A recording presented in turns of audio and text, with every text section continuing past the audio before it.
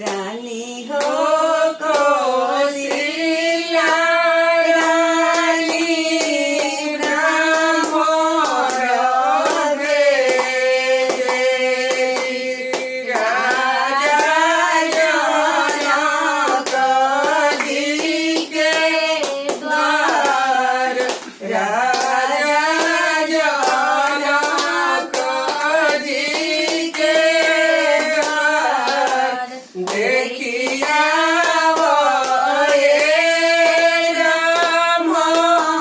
रानी हो शीतली रानी कोई सोना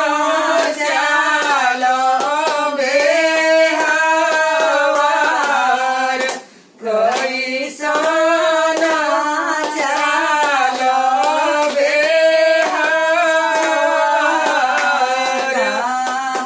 बेहवार सीतवा खानिए कौशल्या रानी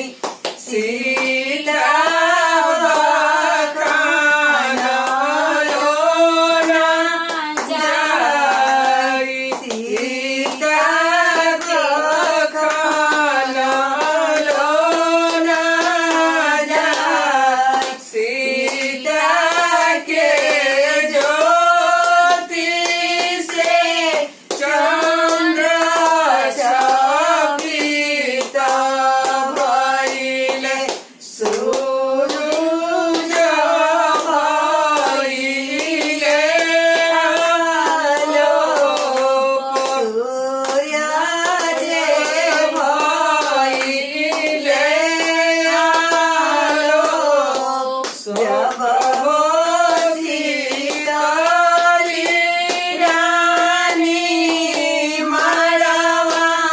में आवेली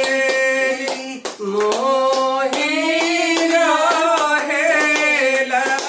सब लोग मोहि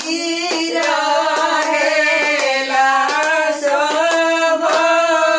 लोग सोने की सिंहासन पर मोहे राजा दशरथ सुंदर पवन पतोहि सुंदर पवन पतोहि जब हो शीतली रानी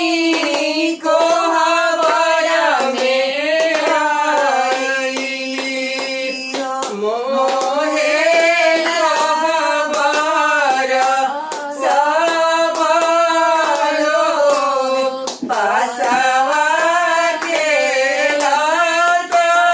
श्री राम जी मोदिले सुंदर रानिया हमार सुंदर रानिया हमार जब हो शीतली रानी नड़िया पर चढ़ेली मोहेला बती सोकान मरसल छोड़ मोहे बाबुल छुमण सुंदर